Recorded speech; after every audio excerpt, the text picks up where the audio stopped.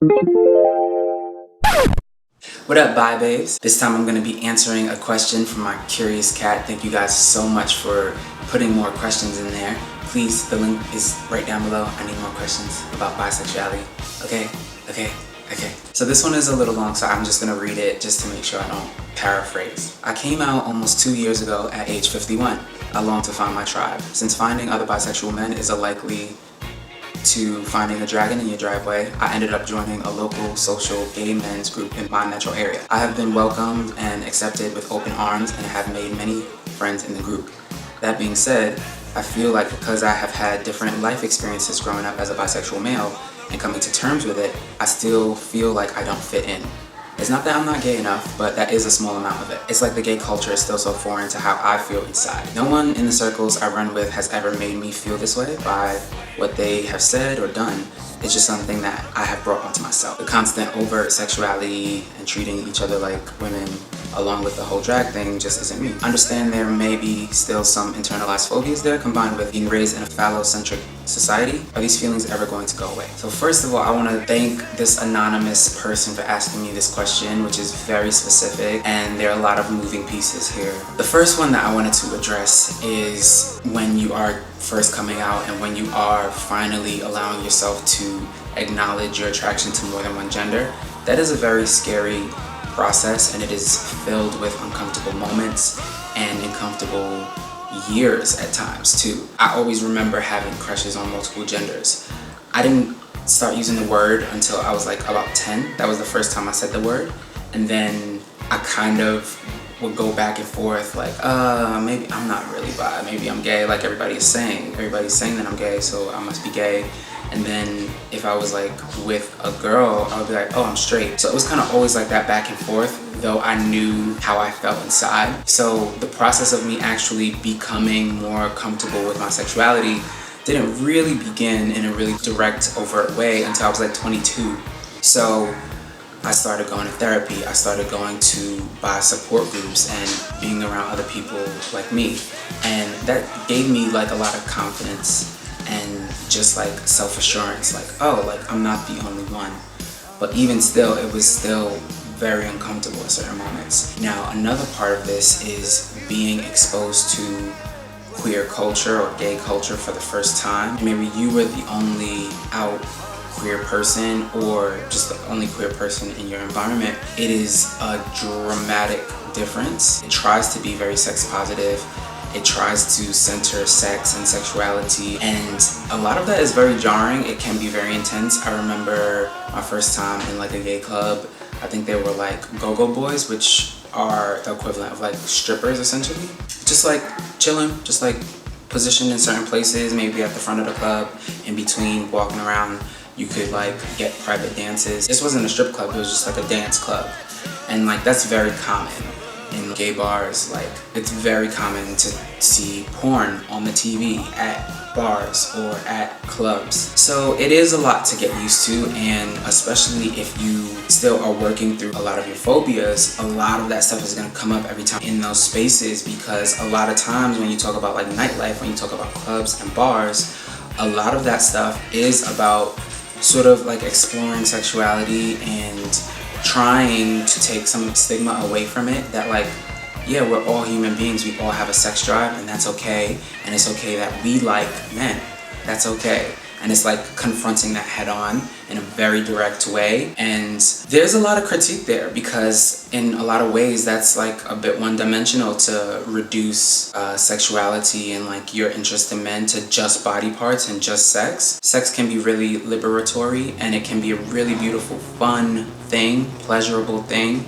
It's about experiencing pleasure in your body, and that's amazing. However, that is not the full scope of my sexuality. It's not just about like sex for me. It's oftentimes about connection. It's oftentimes about like being able to like make jokes. It's also oftentimes about like my imaginings of people in a romantic way, not really sexual, and it's like, well, what body parts are allowed to even be showed at these places? It's almost always white. It's almost always guys with abs. A lot of that critique is really valid, and at the same time, I think that there is a lot of strength in like looking directly at your sexual attractions and trying to like let go of the shame and the demonization around them. It's not a bad thing. It's whatever you apply to it, or it's what has been applied to our sexuality by larger society that makes us feel shame. You know what I mean? And also in dominant culture, gender is so important, and how you regard people in terms of like what you assume their gender to be dictates so much of people's experience. So when you're not in queer spaces, people address you like, yes sir, like also talk to you a certain way, and in general that's not like a fluid thing, whereas in queer spaces, gay spaces, that tends to be a very fluid thing. It tends to be like, just a girl, yes ma'am, things like that, you know, the lingo and stuff like that. And some of it is just like a play on what so many of us have been told all of our lives, which is like, we're not really men, we're not man enough, and a lot of that confronts that, and it plays around like, oh yeah, that's my sister, and this is like a guy, this is a cisgender bi guy. So a lot of that like kind of plays off of some of that trauma that some of us have experienced, and some of it is just like playful. It's like, oh, gender is not really that big of a deal, though it is. It's like, oh, whatever, yeah, like my sister, my brother, that's a gender neutral term. So it is a stark difference to being outside of queer spaces. Something that I really wanted to touch on is, I remember in college when I was still a devout Christian and I still wasn't quite out as bi, I was really trying to suppress those feelings that I had toward men, and I was really trying to pump up my feelings that I had toward women. And so anytime I was in certain spaces, they want to turn me into like their gay best friend. And so that used to make me really uncomfortable, and it was really, really annoying, you know? Because it's like, I'm not an accessory, first of all, and I don't even know you. Like, what if we don't get along? What if I don't like you? I probably don't like you. But you want me to be your gay best friend and teach you how to shop and teach you like the lingo. And it's like, at the time, I didn't even know the lingo, because all I was around my whole life were straight people, so how would I be able to teach you the lingo? So that was like annoying, because it's like assumptive. So it kind of sounds like your question is like assumptions, and you don't want people making assumptions about you maybe. And I had to like kind of like reckon with that. It's like, no matter what you do, no matter what you wear, people are gonna make assumptions about you, and you don't have to live up to those, and you don't necessarily have to fight against that either. You just have to like be you and like basically go about your business. Part of being able to do that is also like building up your self-esteem. Like, if you are strong about who you are and clear about who you are, people's assumptions, it's like, yeah, it's annoying, but it's not really gonna like get to you like that, you know what I mean? And then like the last kind of question was about drag. So it just made me uncomfortable when I first saw it. So some of that obviously were the ideas that have been drilled into me about gender, and you do not cross gender lines, a man should not be in a dress, blah blah blah, makeup, wigs. A lot of that did have to deal with that. So something that kind of helped me is doing a little bit more reading into it. And I read an interview, it was with RuPaul, and basically RuPaul said that drag is like the opposite of trans, even though they're under the same umbrella. Drag is all about performance. It's about the performance of gender, and it's kind of making a mockery of the performance that we all participate in of gender. Gender roles times 10, whereas being a person of trans experience is all about being a real person. Like, this is how you really are inside. Hearing that kind of helped me to understand it a little bit more and feel a bit more ease, and learning that drag performers are actors and they're putting on a show, they're putting on a performance and having fun sometimes. Sometimes drag performers don't see it as like this necessarily mockery of gender. Sometimes it's just like, oh, this is fun, this is a fun thing to do. And it kind of reminds me of being a kid sitting around in the house, sitting in front of the fan and singing into the fan with like a t-shirt around my head so that it looked like I have long hair. I would do that with my sisters or by myself. It was just kind of like letting loose and just being silly and being fun. So that is one of the ways that I've kind of like tried to become a bit more comfortable around drag shows and things like that. It's not my thing, but it doesn't bother me as much as it used to in the beginning. Now it's kind of like, oh yeah, like while we're at the club later, there might be a drag queen. Cool. Before, in the beginning, it used to make me very uncomfortable, and I used to be like, ugh. And then I tackled all of those things that I was referring to with self-esteem and like image, and I don't want people to think like, oh, I'm like that. And a lot of that, I don't want people to think that is like where you need to do the work. But what are people like that like?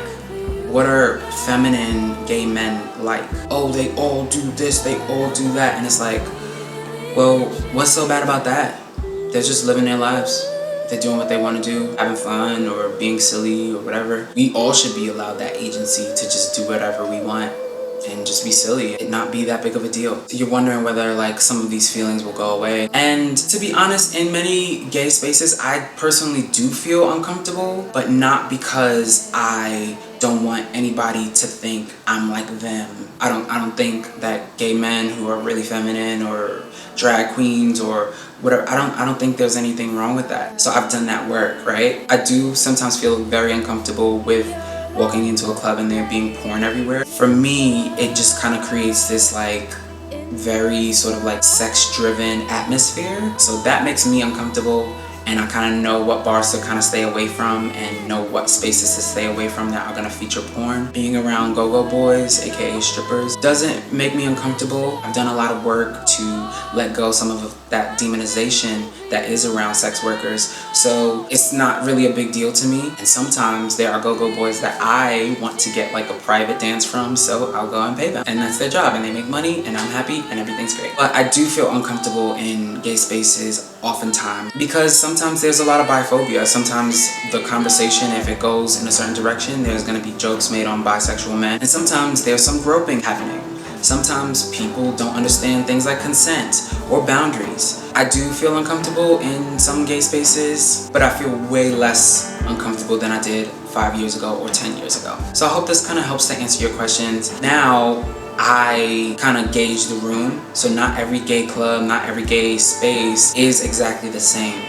When I first walk in, I gauge the room, I see how people are behaving, I see how people are moving, I see how drunk people are, because that will play into a lot of the things that I talked about before too. And from that, I kind of like decide how long I'm gonna stay, what is going on. And another thing to note too is when you talk about the gay community at large, when we see it in the media, there are certain things that are glorified. You talked about nudity and sex and also drag queens. Yes, that's glorified. However, there are many gay and bi men who are not into that either. There are many gay and bi men who are into, sports, who are into cars, who are into different kinds of music.